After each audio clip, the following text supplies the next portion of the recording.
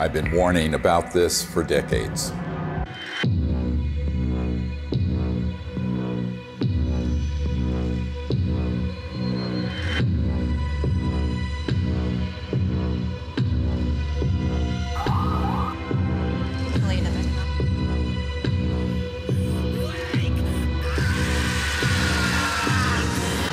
No, not that. This. Speaking of conspiracy theories that actually have truth at the bottom of them, the Corona relief bill the president signed last month contains a provision that hasn't gotten a lot of attention. It directs the Director of National Intelligence, in consultation with the Secretary of Defense and the heads of other agencies, to disclose what they know about UFOs within 180 days. So what are they going to tell us? I provided briefings for 4 presidents, foreign heads of state, generals, and a sitting CIA director who later betrayed me. I've seen lives destroyed. William Colby has been missing since April 27th. His canoe was found washed up on the banks of the Wicomico River. Friends murdered. Unthinkable evil unleashed on our planet. All to protect this illegal and immoral secrecy. And nothing I've seen scares me more than this unprecedented moment we're living through. We're in the final hour of an agenda that has been playing out for nearly a century. Centralized monopolies of power in government, the defense industry, and the corporate media are all converging on the same narrative that extraterrestrials are real, they're here, and they're a threat. Those are not weather balloons. Those are clearly autonomous aircraft of some kind that are, as you put it, swarming U.S. military craft. So there are 2 options. Under intelligent control. These are craft under intelligent control, and they're flying with impunity, Tucker, within our airspace, and they can outmaneuver, outperform anything that we seem to have. We need to find out who's operating them and also what the intent is. The truth is, we do know who's operating them. Some are indeed extraterrestrial, and they are absolutely not a threat, as you will see. It is, in fact, the secrecy that is an existential threat to life on Earth and beyond, as stated by the first CIA director, Vice Admiral Roscoe Hillenkoetter.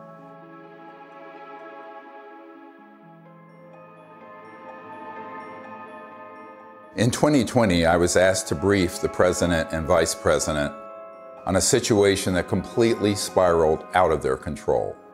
They had been lied to, just as you have been lied to, and we cannot stop what is coming if we don't finally confront the truth.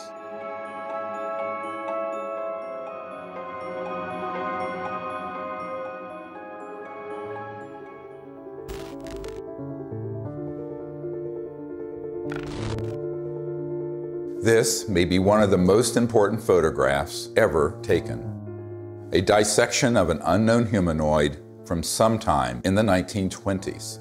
It clearly isn't human. I don't call it extraterrestrial for one reason. We don't have the history of that it came out of an interstellar craft. We don't have the genetics on it. And there are a group of doctors who are obviously doing the dissection, and then there are suits, very much look like government officials in the perimeter watching. A woman called me up a few months ago whose mother was a seamstress on the atomic bomb project and built the covering for the bomb that was dropped on Hiroshima and Nagasaki. So she was cleared to the A-bomb project. She was then, of course, moved to the only atomic bomb squadron in the world at Walker Field, which is where Roswell is. At that time, she acquired this photo. How do we know? We tested the paper to establish that it was early 50s. And it's a photo of a photograph. And so we do a whole research project on it. We have it analyzed by the top medical archivists in the world, Dr. Burns in Manhattan, who establishes that it is the 1920s. We have the top clothing experts at the Metropolitan Museum of Art determined that those absolutely are from the 20s. So medically, clothing, everything. But if it is what we think it is, it means that there had been targeting and retrieval of extraterrestrial material and beings that are 20, 25 years before Roswell. And that opens another whole chapter.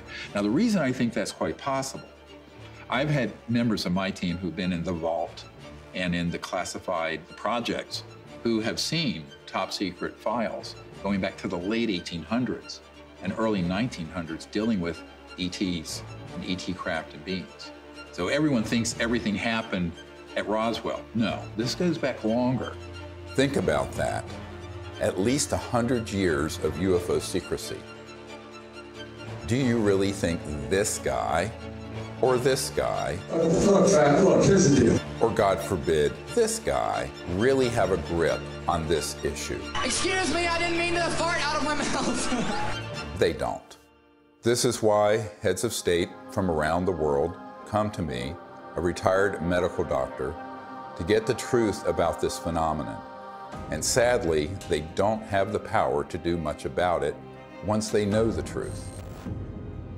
In 2001, I brought together 20 senior military, intelligence, and aerospace whistleblowers at the National Press Club in Washington, D.C., for a press conference that would change the world forever. The men and women who are on this stage and the some 350 additional military intelligence witnesses to the so-called UFO matter and extraterrestrial intelligence can prove and will prove that we are not alone. This marked the public debut of the Disclosure Project and the launch of the global disclosure movement to end UFO secrecy and disclose technologies that would end poverty, climate change, and the use of fossil fuels overnight and transform every aspect of life on Earth. One of the biggest bombshells at that 2001 press conference was the testimony of Carol Rosin, an aerospace executive who worked beside Wernher von Braun, the Nazi rocket scientist who came to America after World War II to work for NASA. Carol received his deathbed confession, a testimony so terrifying that we spent the last 20 years trying to warn about it. Now, here was von Braun sitting at a desk when I first met him, explaining to me that he was told he only had 3 to 6 weeks to live, but that he was going to stay alive long enough to teach me what the real game is that's going on. And it started out when I was in the industry, the Russians were the threat. We had to build space-based weapons against the Russians. And then third world countries called nations of concern at that time. And then the asteroid threat, which I thought was kind of comical that we could just put weapons up there to shoot down or steer an asteroid. And then it leads to the last card. And then he would repeat to me over and over, and the last card, the last card, the last card would be the extraterrestrial threat.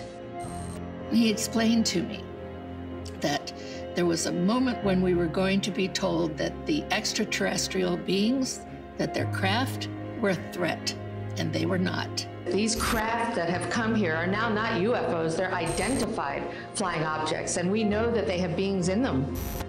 And we have witnesses here who have told you that they can shut down our missile silos. They can stop a rocket going into space that's a test. We have witnesses here who have worked in the classified departments who have the courage to come forward here to support what Wernher von Braun told me back in 1974 to 77. At the end, I said, and it's all a lie. Well, it's still all a lie. The ultimate dream of the dialectical war machine, the military-industrial complex, is to have this war with a potential extraterrestrial civilization. It's their dream of all times. You know, you can roll into place all the kind of strictures of a national security state. You can spend literally trillions of dollars a year on massive military equipment, super high-tech equipment, et cetera.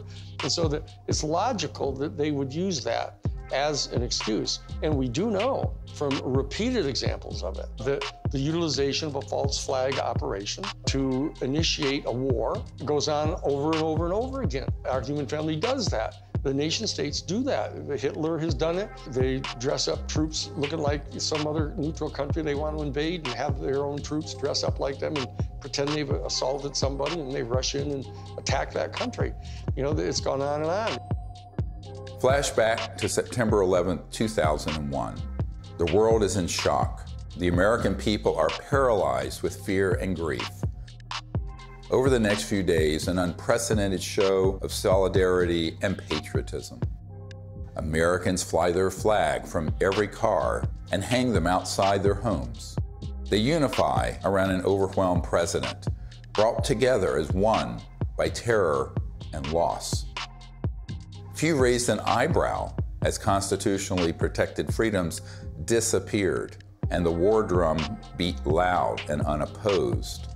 The 9/11 attack set the stage for an invasion agenda that had been pre-planned for years, as General Wesley Clark revealed in a 2007 interview.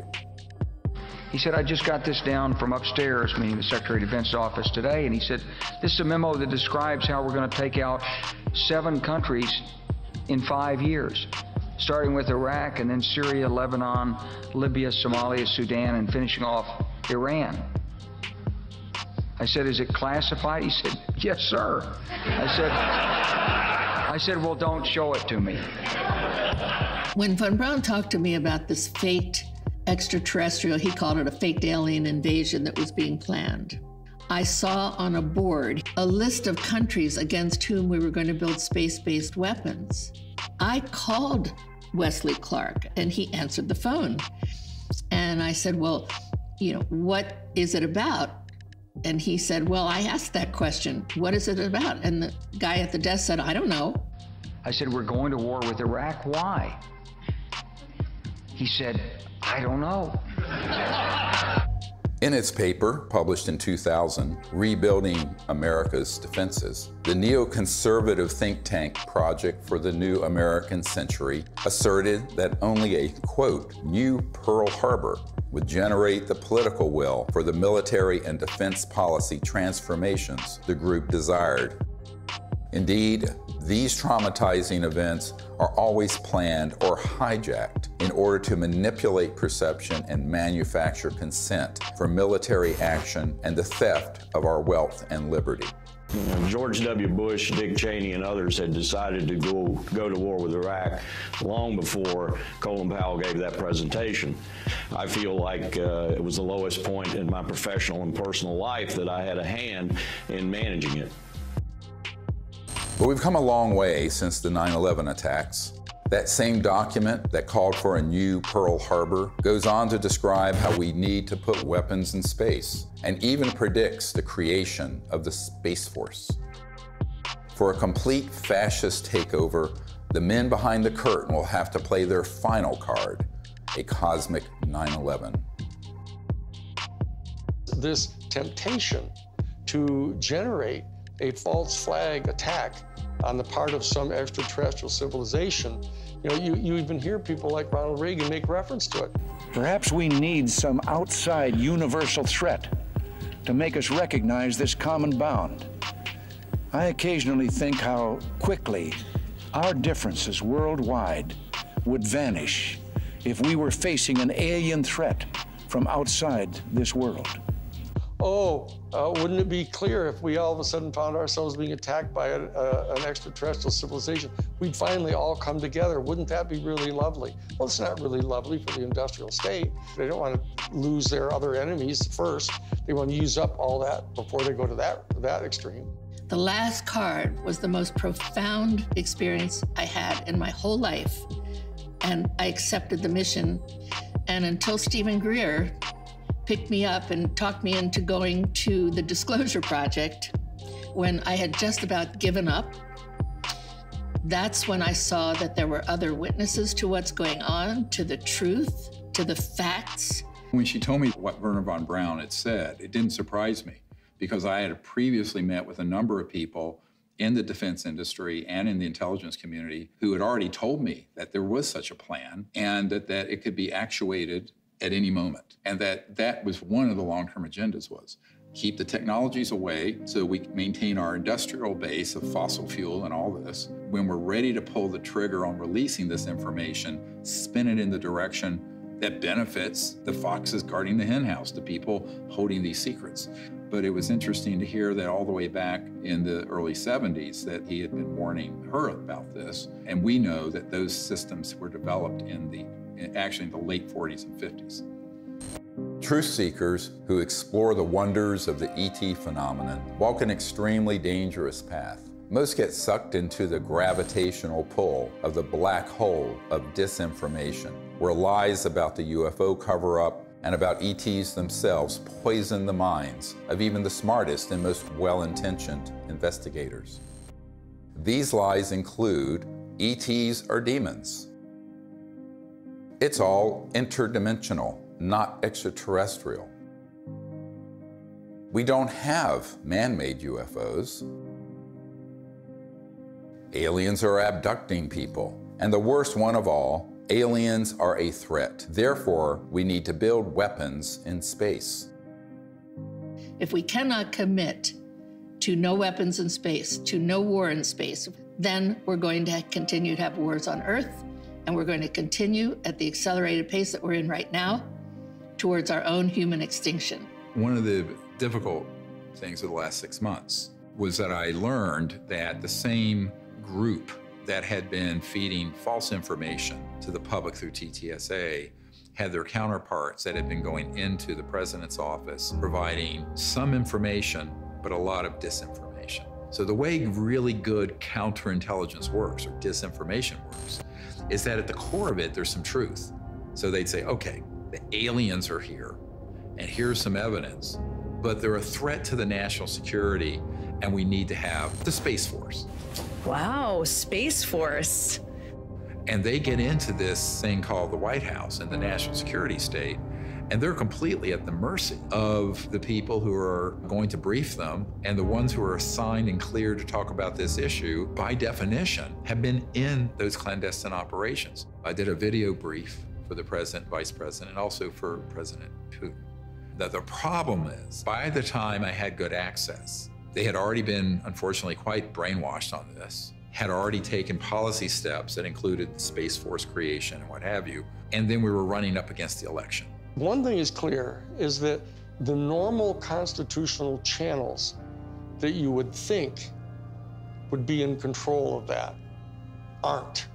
Presidents that aren't briefed in on this, heads of the Defense Intelligence Agency come in who aren't briefed, and I'm convinced they're not. From talking to them, you know, it's clear they don't know what's going on there. So there's some other structure. I happen to be persuaded by the evidence that immediately after Roswell, when they recovered a craft and bodies from the UFO vehicle, that the Truman administration set up a body that was outside of the normal constitutional framework of our United States government. And it was made up of major elite people that they view as the real power elite. A shadowy government with its own Air Force, its own Navy, its own fundraising mechanism, and the ability to pursue its own ideas of the national interest, free from all checks and balances, and free from the law itself. It's sort of a shadow government within the government, not just in the United States, but all around the world.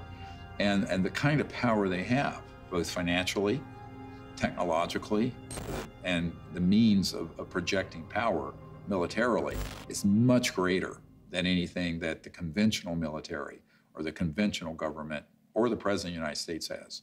Eisenhower knew it, and by the time he left office was very upset about it. In the councils of government, we must guard against the acquisition of unwarranted influence, whether sought or unsought, by the military-industrial complex.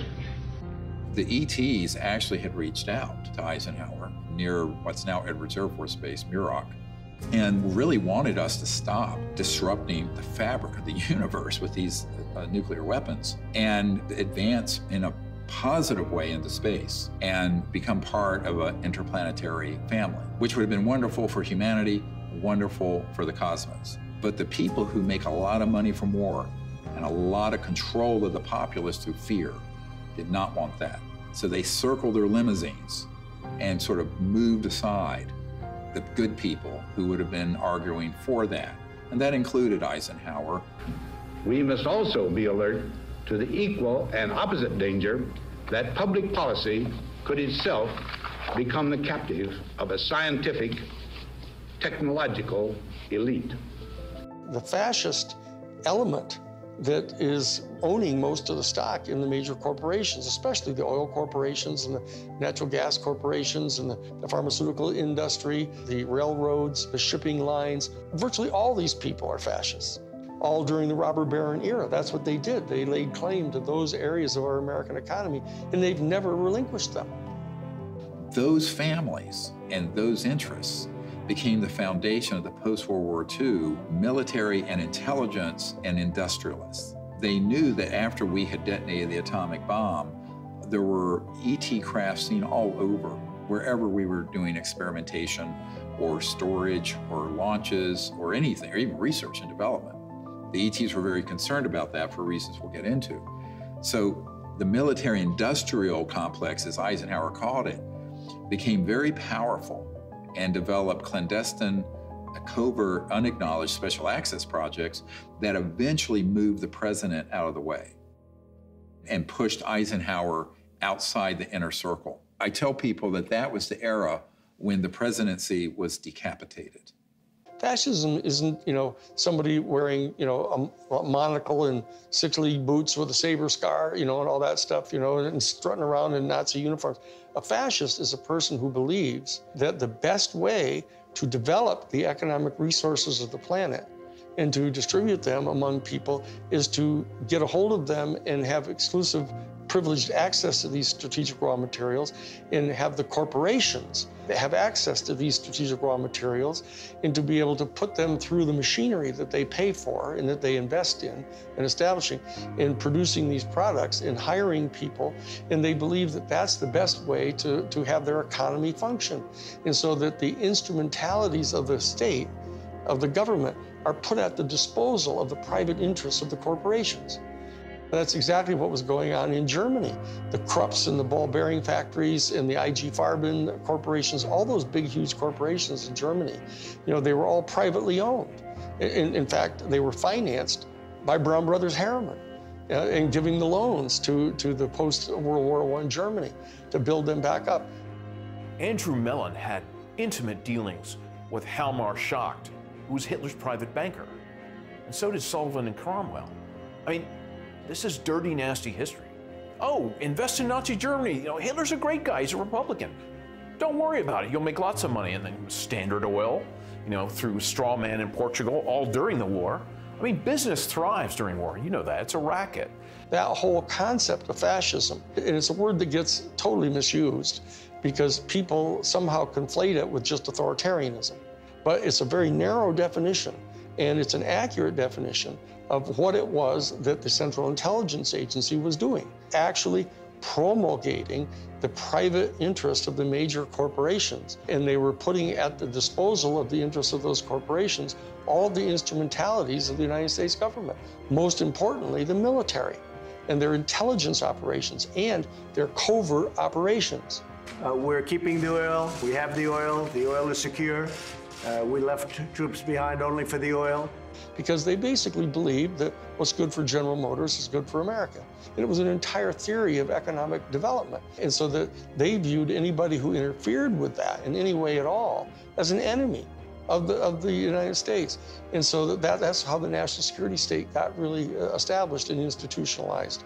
And so that when they encounter an event like Roswell, where this extraordinary technology crashes, they realize that there's this extraterrestrial civilization that's got this technology that is way beyond anything we've got.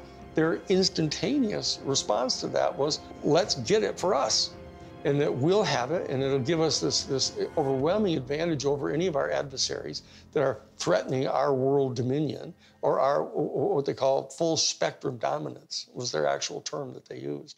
My granddad and I, when we were talking, I'll never forget it, and he said, he was talking about Patton, and of course he said, I was in Czechoslovakia with Patton in April of '45, and I thought, oh, that was neat, what did you do? And then he's like, well, Patton had to secure a lot of the stuff that the SS had, and I said, oh, that's interesting, and they said, well, we went into this warehouse, and there were all these exotic, jet aircraft, rocket engines, parts of the V-2, and maybe a V-3, I don't know. I said, oh, that's interesting. And he says, I saw a disc-shaped aircraft. I said, oh, Is that the one they built that had the BMW jet engines and the Arata ones in a circle, and it didn't really work and everything like that? And he said, no. And that was it. And so they began to take this in, and they started declaring it to be this huge national security state secret, because it was, other than the nuclear bomb, it was the ultimate potential weapon. And so they wanted to be able to use it at their disposal for their private benefit. That fascism and the fascistic proclivities of these big industrialists and very powerful people, they know they really can't control 8 billion people unless they first control their minds and their beliefs and their attitudes. As Nazi war criminal Hermann Göring said at the Nuremberg trial, the people can always be brought to the bidding of the leaders. This is easy.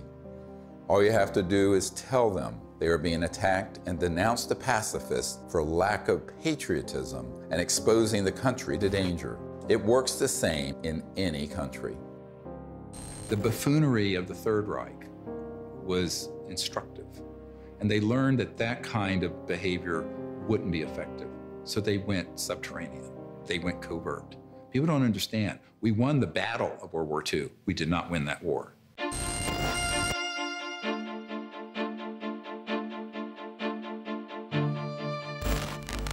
My name is Paula Harris. I'm an international investigative journalist in the area of UFOs. I've been working in this field since 1979. When I was living in Italy, I was reading in a journal that two little boys, they called them Indian boys, had been present at a crash near Socorro, New Mexico. And I was wondering why none of my colleagues ever followed up on that. So when I came to the United States, Destiny had it, that I was able to locate one of the men, Remy Baca. He told me in detail that they had witnessed this crash, these two little boys, in 1945. There was an object that shaped like an avocado. And what interested me most, because I look at the timing, is it was exactly 1 month after we exploded the atomic bomb. And the atomic bomb is July 16th, 1945. 5, 4, 3, 2, 1.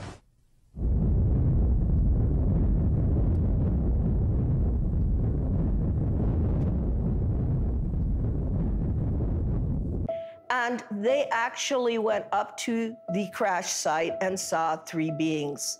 They were tall and thin, they had long arms.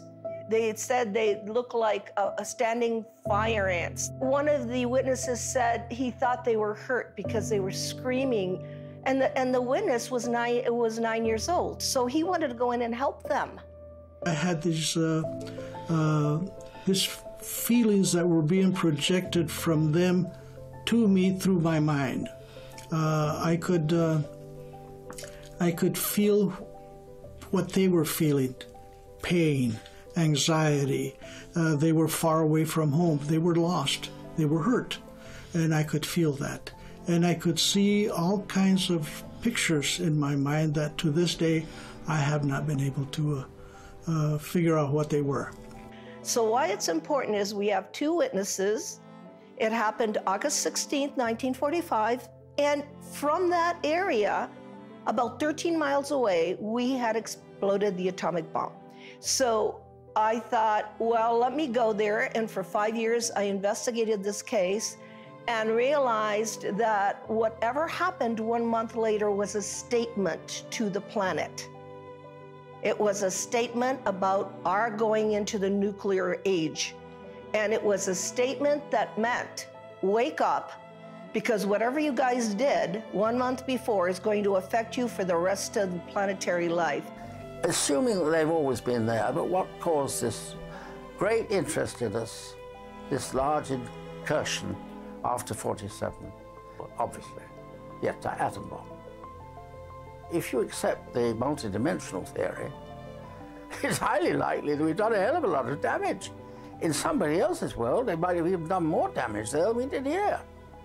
We kicked the hornet's nest because we actually were doing more damage in those other dimensions and worlds than we were doing here. Step in the shoes of a generic extraterrestrial who's tied into a civilization that's interstellar capable. And you are observing that in one person's lifespan, 100 years or so, we're going from guns and maybe cannons and a machine gun in World War I to thermonuclear weapons, then into the space age, then these clandestine and covert unacknowledged projects develop weapon systems based on studying extraterrestrial systems, and then beginning to put them on satellites, on aircraft, and on ships, and on land-based systems. So the ETs are sitting back and looking at this in its aggregate, and now we're decades into the solutions for poverty in the environment, decades into the ability to have a new economy that would be just, and also would be a space economy. We could be out in space peacefully. We're decades to when we should have ended the war to end all wars was supposed to be World War I. What have we done? One war after another. Now they want to launch the big one, this final card that Wernher von Braun spoke of, interplanetary war, by hoaxing an alien threat. So these civilizations are really quite appalled, frankly. And at the same time, we're using weapons like atomic and nuclear that disrupt the fabric of the universe, and their worlds are affected. We knew the world would not be the same. Few people laughed. Few people cried. Most people were silent. I remembered the line from the Hindu scripture, the Bhagavad Gita. Now I am become death, the destroyer of worlds. I suppose we all thought that, one way or another. I am death, the destroyer of worlds, plural. Worlds, plurals, not just this planet.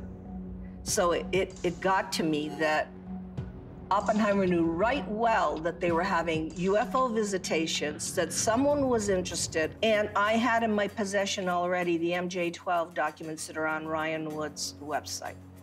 A letter from Robert Oppenheimer and Einstein addressed to President Truman. It's called Relationships with Celestial Within Our Bodies. When you say relationships with celestial bodies, and you are calling whoever was over that area cultures, you're not really talking about any kind of hostility. What you're talking about is more integration. So that whole document said, what do we do with this problem? Do we communicate with them and treat them like they're another country? And if so, the United Nations is not capable of handling this. In the document, it says we need to create a supra-United Nations. These are the words of Einstein and Oppenheimer. Who can deal with this problem? The ETs have done a number of things when we go too far, where they stop it. Now, they don't do anything hostile or violent back. They've made it quite clear through very explicit events where the ETs do not want humans going out there with guns blazing. A couple of nuclear weapons sent into space were destroyed by the extraterrestrials. The one incident, for example, was they actually photographed the UFO following the missile as it climbed into space and shining a beam on it, which neutralized the missile. And that is their major concern, is to preserve the integrity of the Earth, because it affects their own system. The very end of the 70s and the early 80s, we attempted to put a nuclear weapon on the moon and explode it for scientific measurements and other things, which was not acceptable to the extraterrestrials. And what happened? They destroyed the weapon before it got to the moon. The idea of any explosion in space by any Earth government was not acceptable to the extraterrestrials, and that has been demonstrated over and over. And what's the consequence? How is that demonstrated? By the destruction of any nuclear weapon sent into space. If they were hostile, they would have just eliminated all that testing. They don't. I find out that is not the way they operate.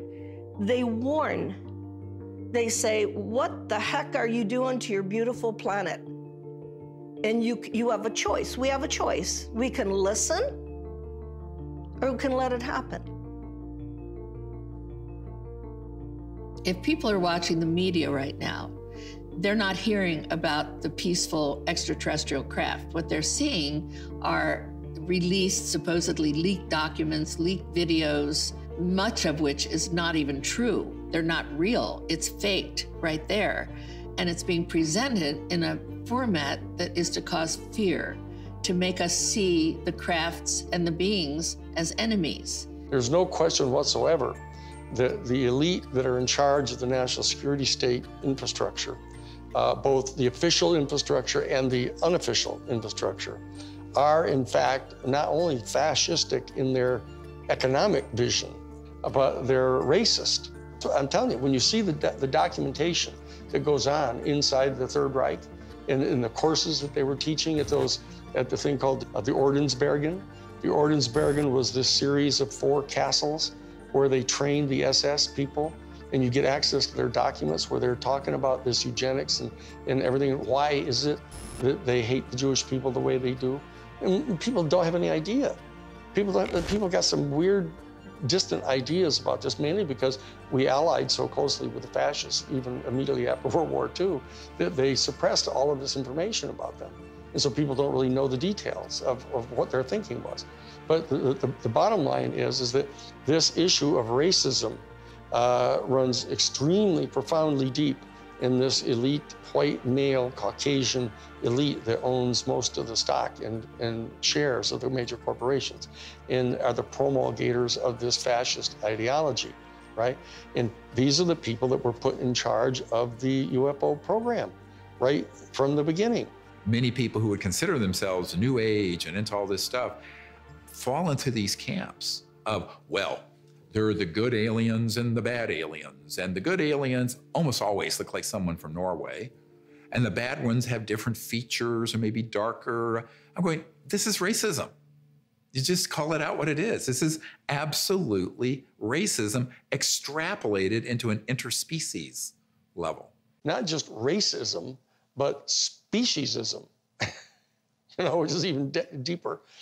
We have to try to overcome this. We have to train ourselves. They're hoping that we as humans evolve out of this mindset of ingrained racist tribalism and not go down the path that these covert interests want us to do and extrapolate into space, push out into space the racist world we've had. I call it exo-racism. Justification for war or genocide always begins with dehumanization of the enemy. For example, as part of their anti-Semitic propaganda campaign, the Nazis revived the centuries-old blood libel, the allegation that Jews murder non-Jews, especially Christian children, in order to obtain blood for the Passover or other rituals, in order to lay the foundation for a false flag alien threat. The national security state has engaged in a similar propaganda campaign for decades, a cosmic blood libel. The national security state apparatus and their media allies have been flogging that particular theory that these extraterrestrial civilizations are all here to eat us or to take over our planet and rape our women. I mean, there's a whole scenario that's always gone on the part of authoritarian warrior states. About the ultimate other, the Hun. 95% of all of the movies that have ever been made about extraterrestrial life have portrayed them as hostile and dangerous to us, and it sells in that way. I don't know why people watch those movies. But on the other hand, I don't know why people watch cage fighting either. When Unacknowledged went viral and got hundreds of millions of people to see it, within months, they stood up the TTSA with Luis Elizondo, who is a famous disinformation operative in the Pentagon, at least amongst intelligence officials that I've met with, and others who are well-known disinformation figures within the UFO subject. That began the whole process of trying to pull the narrative back to, gee, we don't know what these are, but here's the evidence that we're, quote, leaking, which wasn't a leak, it was a controlled release. And then they hit the button, so the mainstream media that will take dictation from the intelligence community begins to cover it in the New York Times and CNN and every network around the world. Whereas the Disclosure Project has 100 times more direct military witnesses and better evidence. And they wouldn't touch it because it doesn't have the threat narrative attached. It doesn't have the agenda attached. The UFO threat is being exposed by this former Defense Department official. There are unidentified vehicles violating U.S. airspace with unknown intentions and extraordinary capabilities being encountered by U.S. military personnel. We don't know where they're from. Chris Mellon, descendant of one of America's most influential families, oversaw the budgets for some of the military's most top-secret weapons programs. I think there's a reason they picked a Mellon. This is a tradition in our family. You know, as you said, the Mellons were the first family of intelligence that will go along with, you know, we need to do this for the good of the country. You know, yes, you gotta lie and do whatever you have to do, but, you know, this is what we need to do. And they'll just do it. I mean, I'm not gonna, you know, stay silent when members of my family lie to the American people. I won't do that. It's one thing for my dad, you know, in the old days, to get up there and do some mild fibs about, you know, highways. This is not. You're messing around with the survival capability of the human race. Correct. I mean, that's not an overstatement. Right. This is deadly serious. It's not funny. I know from direct conversations with Lou and with Chris that they know that the major military authorities with whom they've had very close communications realize that if, in fact, the extraterrestrials were hostile in their intent toward us, they could have done anything they want to do. They can come and go at their pleasure. And so that in that regard, they do not constitute a clear and present danger to our national security. But they also know that they're in the habit of getting their funding for all of their entire organizations, et cetera, by flogging a threat. And so that they're inclined to do that because the simple fact is they don't trust the people in Congress. They think the people in Congress are so Pavlovian in that they, in fact, distrust their constituency so much that they have to scare them. And so they say, well, if we're going to be able to justify having hearings about the UFO issue, we're going to have to tell our people that, you know, oh, they're a potential threat to us. And so therefore, they're conning their own constituents. And then they are getting conned by the military-industrial complex because they don't trust them either. And this is a question of integrity. That as long as people are not trusting each other and they're conning each other, you know, this is dangerous. This is how wars start. This is how people lose control of the narrative of what's going on here. Those of us in the CE5 community, et cetera, need to establish some kind of level of discourse with Lou Elizondo and with Chris Mellon.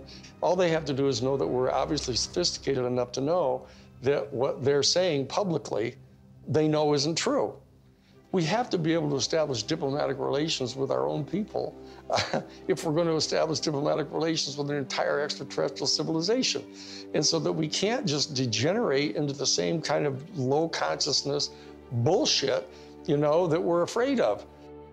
The facts about UFOs are so much stranger than the lies that you discredit yourself simply by telling the truth, especially when it comes to so-called alien abductions. Perhaps the most devastating aspect of the cosmic blood libel is the hoaxing of alien abductions by humans in order to create a culture of fear towards extraterrestrials. Dozens of insiders have confessed this secret to me, but it wasn't until 2016 that I was able to get one of them to say so on camera. We did do that, yes. OSI did that. There was a special group out of the 7602nd Air Intel Wing at Fort Belvoir that came out and did that. They had these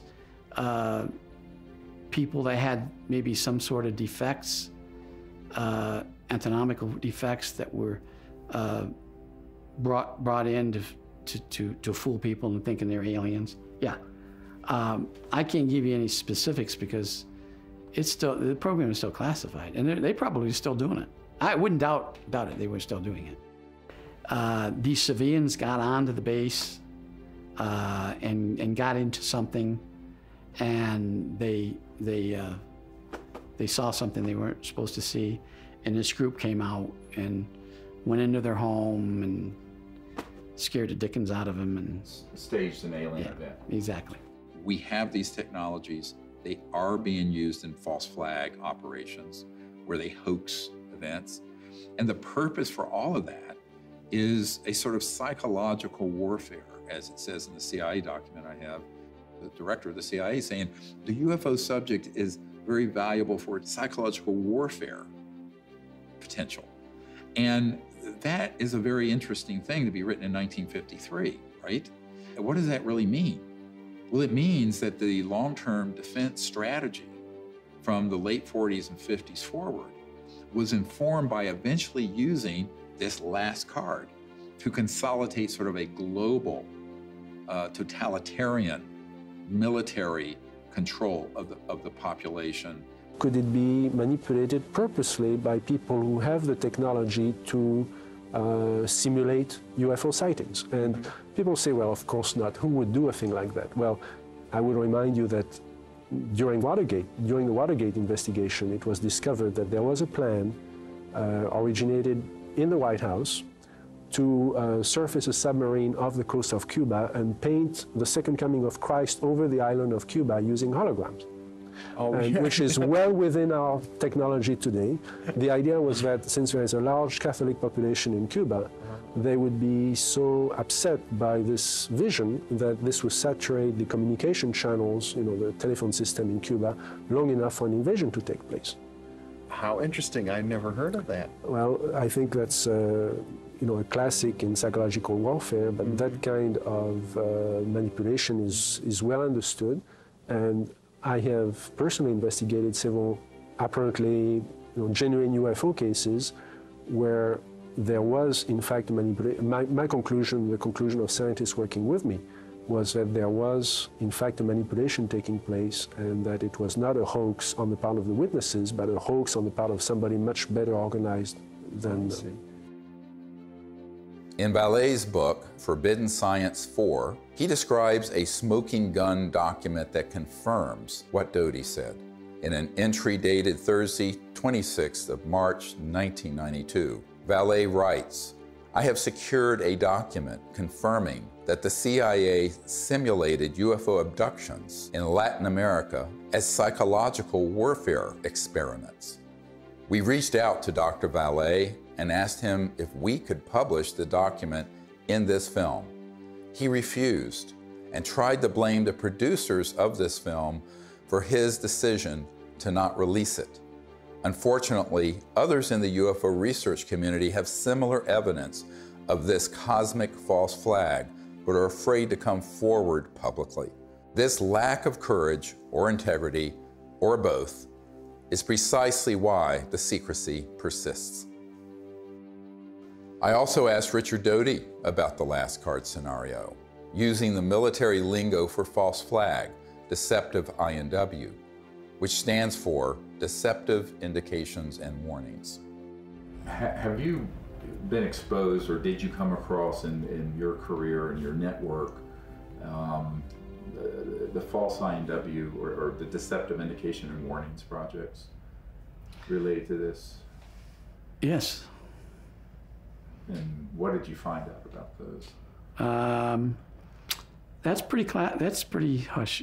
I don't think I should talk about that. Yeah. I mean, that's where when I briefed the head of the Defense Intelligence Agency, that was the main subject. That is, yeah, that's very sensitive. Yeah, it's very sensitive. Yeah. Extremely. Yeah. So we'll just pass that question on.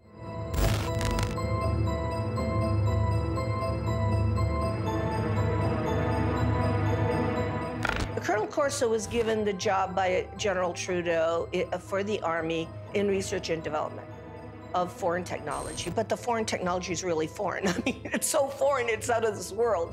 And he explained to me that he had something called a nut file, of which he had fiber optics, high tenacity fibers. He named the things physically that he had there. He knew they came from extraterrestrial crashes or extraterrestrial materials they had recovered.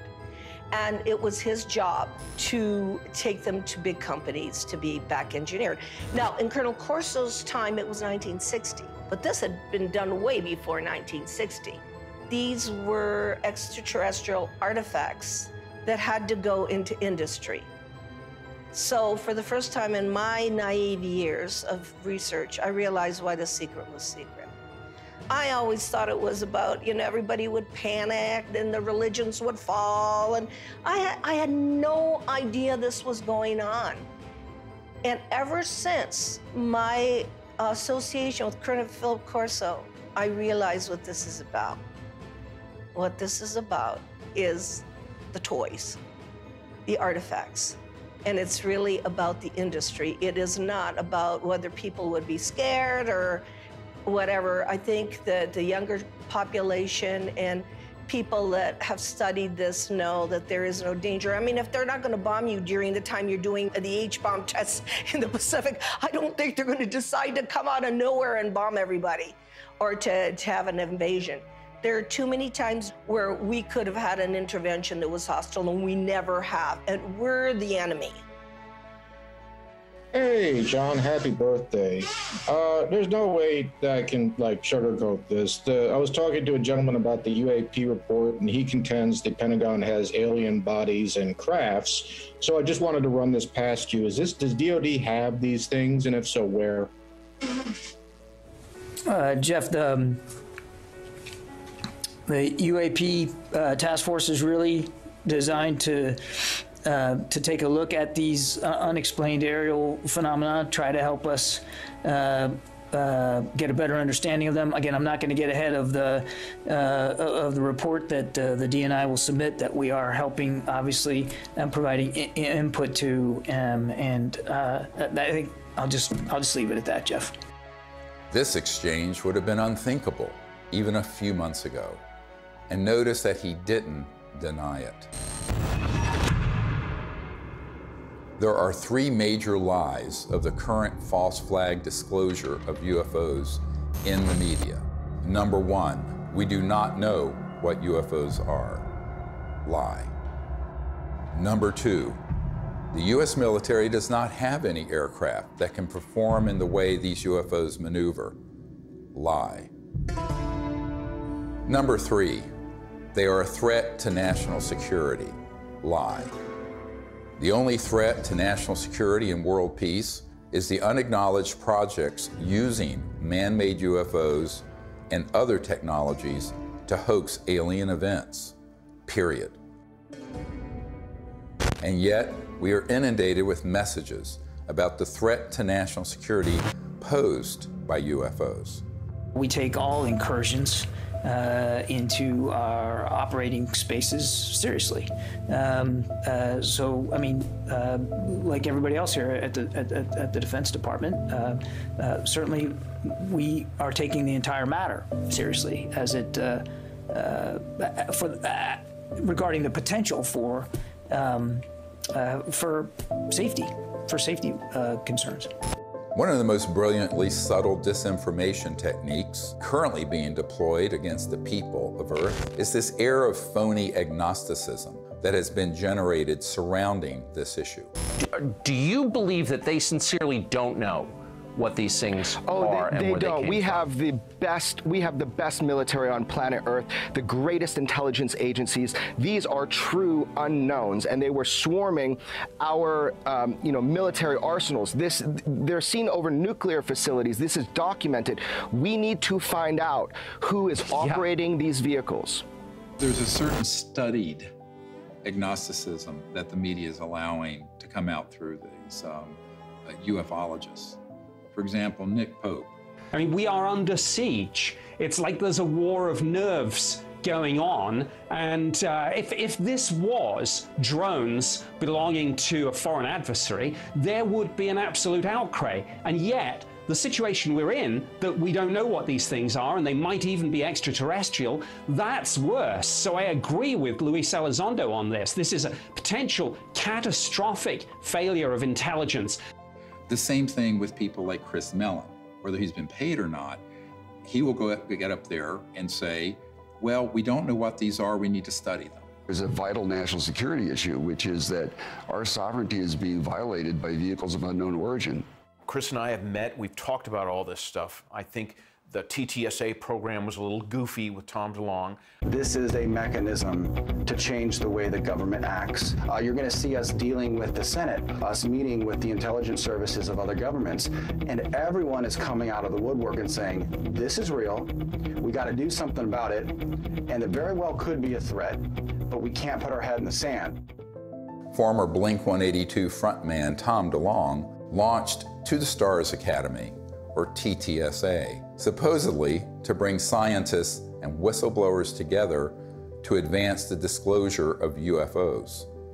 In reality, this was a thinly veiled front group for the Defense Intelligence Agency, staffed with notorious spooks like Jim Semivan, the former head of covert operations domestic for the CIA. All of a sudden, the same media outlets that historically ridiculed this subject started fawning over DeLonge and his entourage of disinformation agents, and always with the specter of an alien threat. Hal Puthoff was soliciting me for funds for his quantum communication thing, which I think the Navy has had for 30 years. So there's a lot of disconnects going on. And of course, they've left that TTSA program, and I don't blame them. I think it was a shit show. And some type of CIA, quasi-psyop, something. And I don't think anybody was really excited about it. And when they say, this is a mystery we need to solve, that is not true. As you and I know, the US military, especially the Navy, has reams of information on every shape of craft, where it's from, who's driving it, what they're up to, Forget it. It's just been going on for 70 years. The military-industrial complex is not stupid. Neither are the branches of the military. They know exactly what's going on. I think Chris means well. I really do. I don't think he's one of these guys, that's going around here, I'm going to fool the public and get paid for it. He doesn't need the money. I don't need money. We don't need fame or money. That's the last thing a melon wants. I'm telling you. And of course, TTSA even had a Lockheed Martin Skunk Works engineer who said, we need more money to study this because we don't know how these operate. In 1984, I got my chance to go to the Skunk Works. I'm working on things that defy imagination. Meanwhile, we published a letter that was written to Ben Rich, the head of the Lockheed Skunk Works. And the person writing was a friend of Ben Rich and said, are these UFOs ours or extraterrestrial? And Ben Rich writes back, they're both. He acknowledges that they are both extraterrestrial and ours. Now, this is not some ufologist. This is the head of the Lockheed Skunk Works, the premier aerospace engineering entity, arguably, in the world.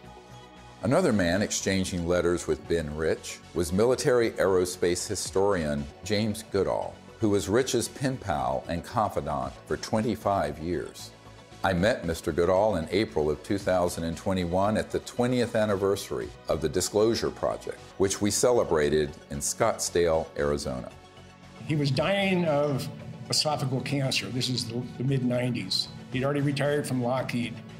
And I tracked him down. He was at USC Medical Center near the end of his life.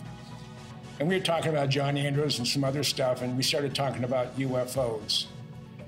And he said, Jim, we have things out in the desert that's 50 years beyond what you, and he was talking directly to me, beyond what you can imagine.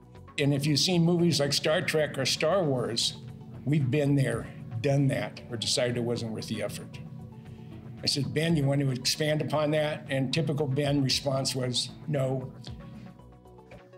The first time I realized that some of these vehicles were actually man-made was when I met aerospace illustrator Mark McCandlish, who testified at the Disclosure Project press conference about a highly classified air show at Norton Air Force Base, where reverse-engineered flying saucers were unveiled for those with a, quote, need to know.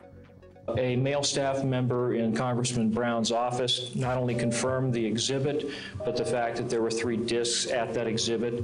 These discs were hovering off the floor without any visible means of support. They were referred to as alien reproduction vehicles, also nicknamed the flux liner because they used high voltage electricity.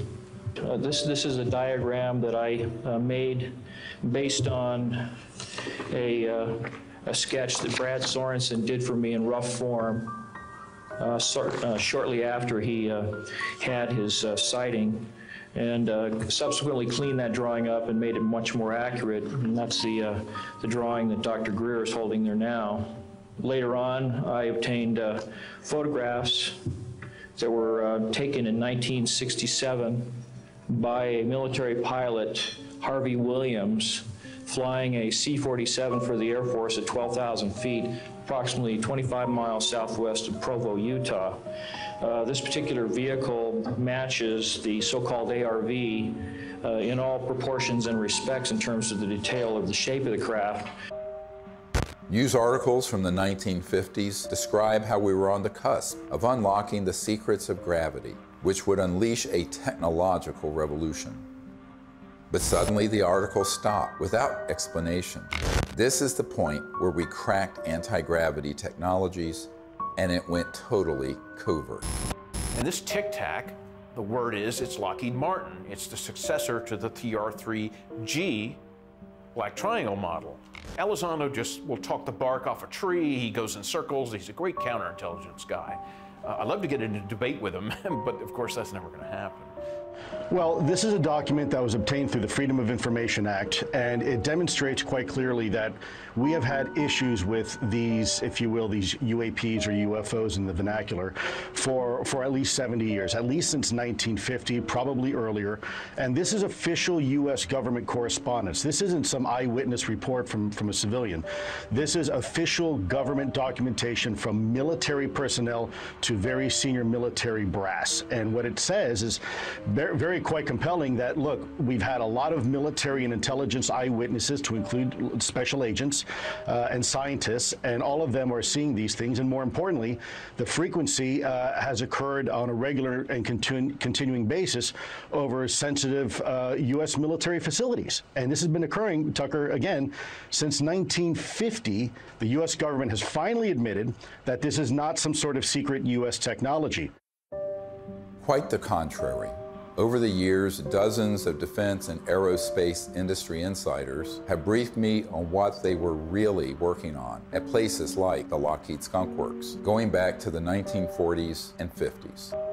Many of these man-made aircraft have been spotted by thousands of eyewitnesses and become part of the UFO lore, indistinguishable from actual ET craft. These rogue, covert operations within the military-industrial complex stage thousands of sightings, abductions, mutilations, and disturbing encounters with our public-facing military, knowing these incidents will be mistaken for ET craft. This confusion between what is extraterrestrial and what is man-made is essential for pulling off a false flag that would be blamed on aliens. This is from 1983, Hudson Valley, very famous cases, many witnesses to these transformer-sounding objects, and underneath, when they were close, you can see superstructure and tubes and other things. That is not extraterrestrial. Now, have there been extraterrestrial vehicles of boomerang and other shapes? Yes. But where do you think they get the idea? And also, how else do you create a false flag? You have to create structures that would be believably not aerodynamic. Some of them are kind of hybrids. They'll have some conventional propulsion as well as electrogravitic, and they all have structural, superstructure components that are clearly a man-made machine, not an interstellar vehicle. This is 1989 in Belgium, that you can see all the tubes and structures underneath. Again, this is global. These are also well-known platforms. You can basically, once you get your lifter system in place that causes mass cancellation, you can create any kind of air structure around it. And it doesn't matter if it's aerodynamic or not, because the way it moves, it moves, let's say, the molecules of air around it. So it's basically moving an electromagnetic field effect. So there's no resistance and there is no sonic boom. That's man-made. We've had it for decades. This one is great because it has, if you look at the underside, there are the girders and the structures. And the people under it could see that and could see the light in the center and the three on the end. That is man-made. There are extraterrestrial vehicles that are triangular and that are saucer-shaped and that are other weird shapes. So to make things complicated here, how are you going to know? Well, you got to be close enough to it to see. And if you can't see the superstructure detail, you're not going to know whether it's extraterrestrial or not. This is from Southern Illinois in 2000. They went from animal mutilations being staged by clandestine human organizations to these were doing human vivisections and killing humans. But of course, they wanted everyone to believe the aliens were doing vivisections on people. No, it wasn't. Which ones are man-made and which ones are extraterrestrial beings? Dr. Greer is figuring this out. We've got to listen to this information. These are facts. This is not rhetoric. And then we've got to be able to apply it. We're taught to be afraid. We're taught to fear. We're taught to fear extraterrestrial beings. Really? Get over it. Meanwhile, you have people who would purport to be experts in UFOs going on Fox News and other news outlets saying, we don't really know what these are. It's a big mystery. They've lied by omission.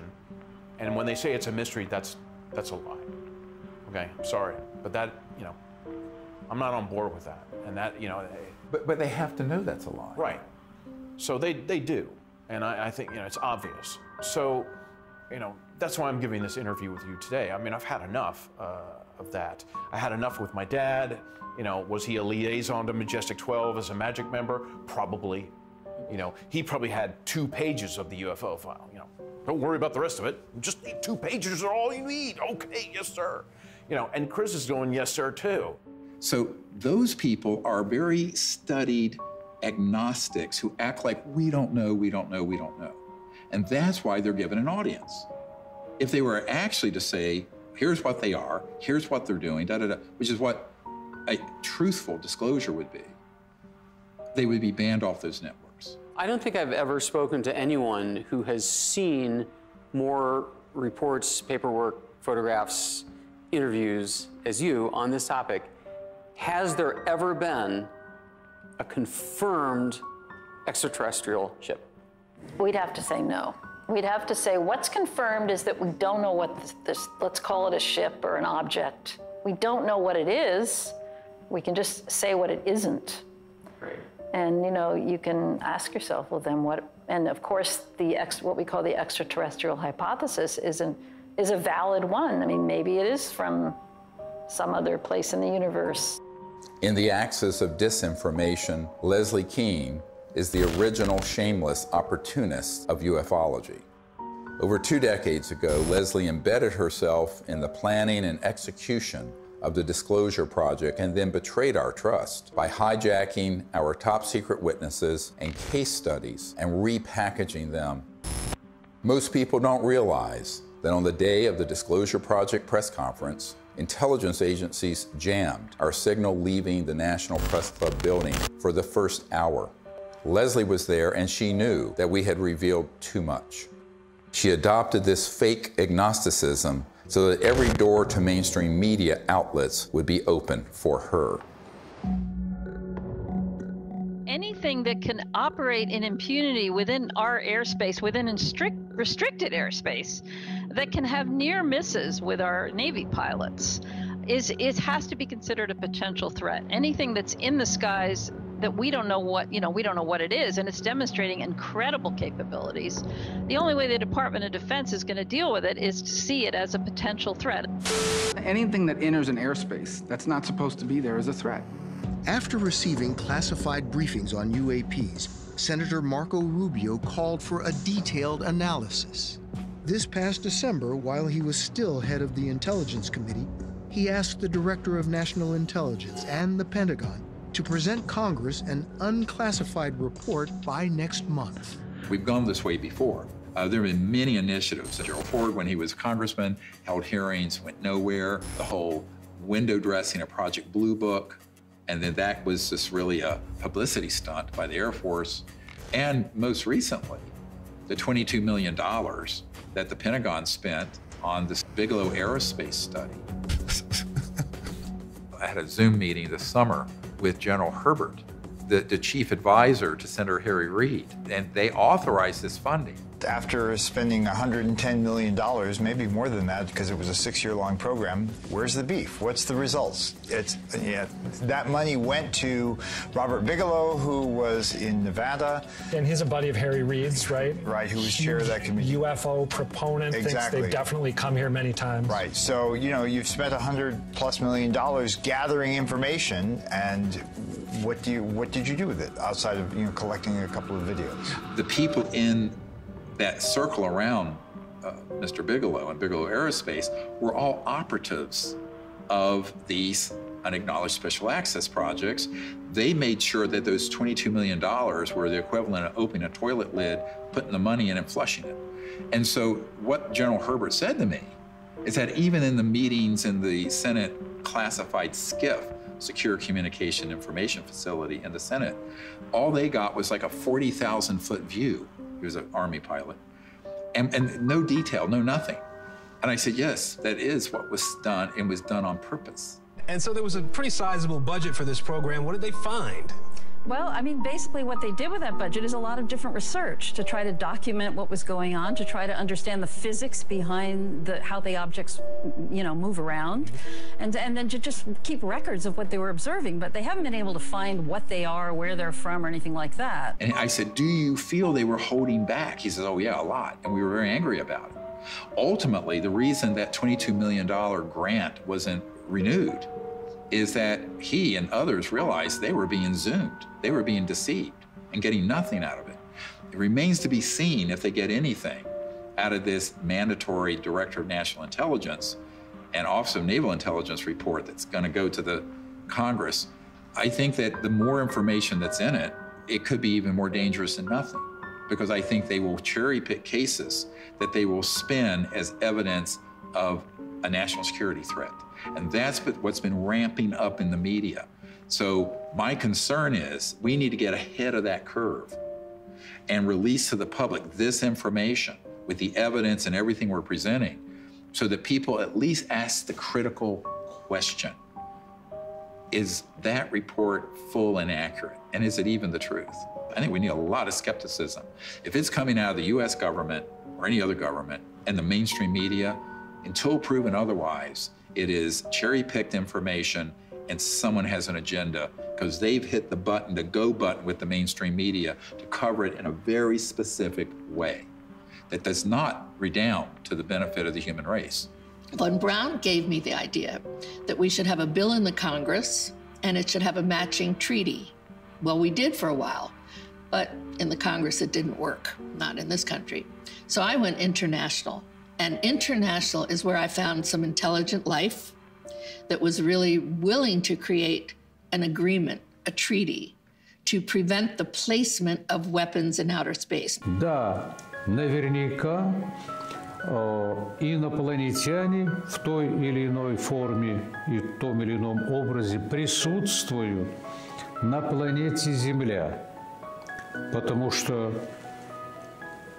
из миллиардов галактик, по теории даже вероятности, не может организованная разумная жизнь существовать только на планете Земля.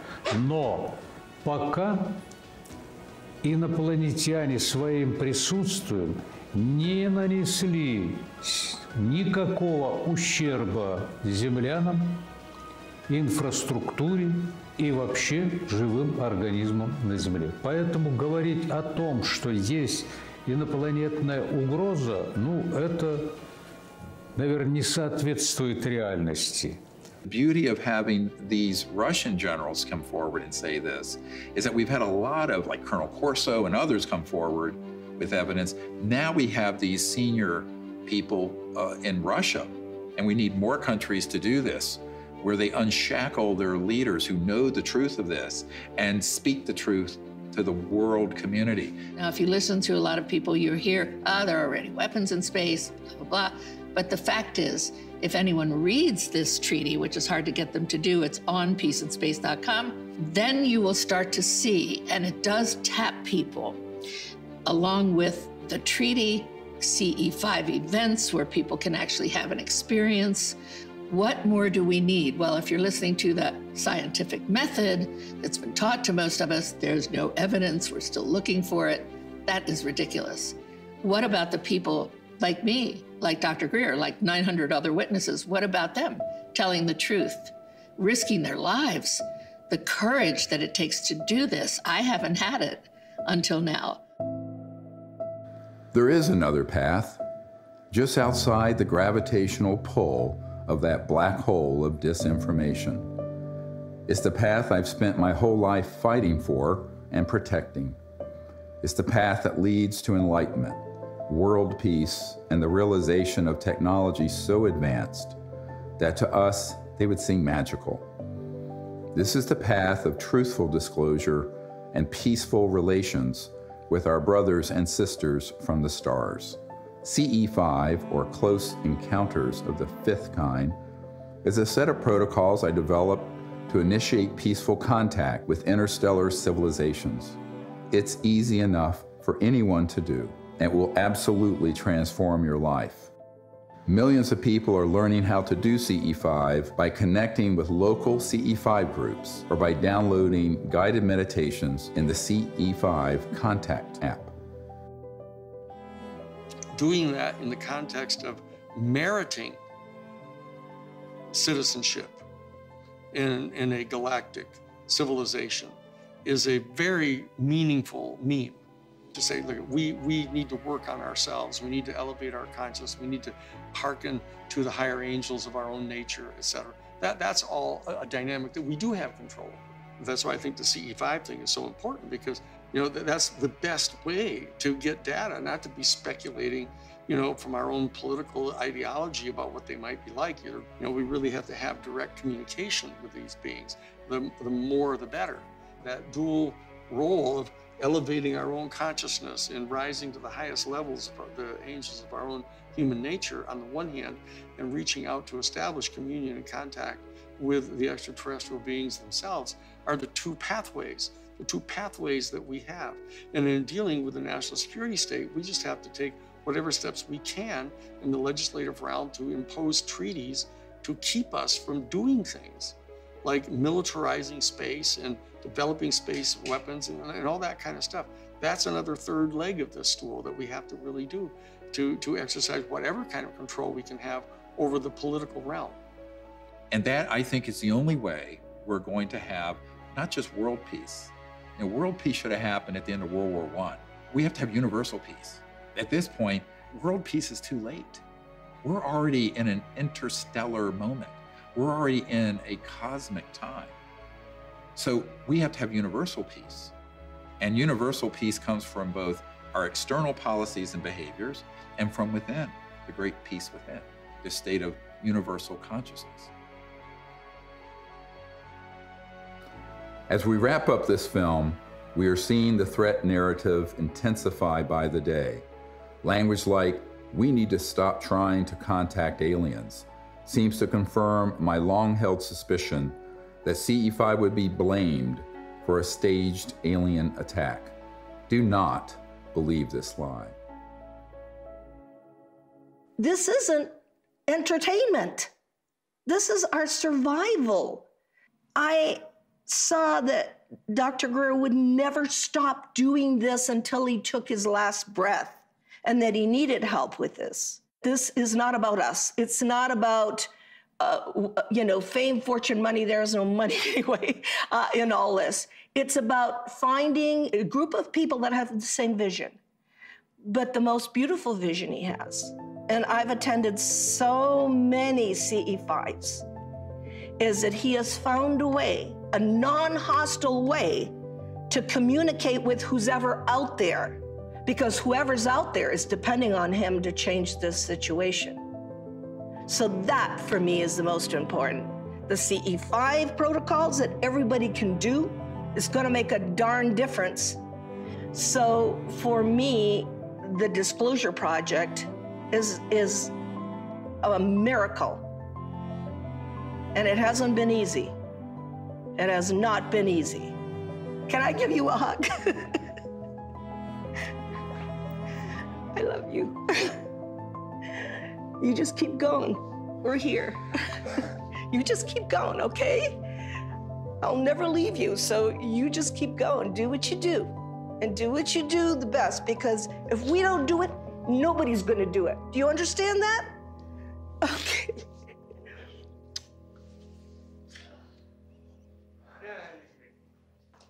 Yeah, okay, can I go outside and get some sun?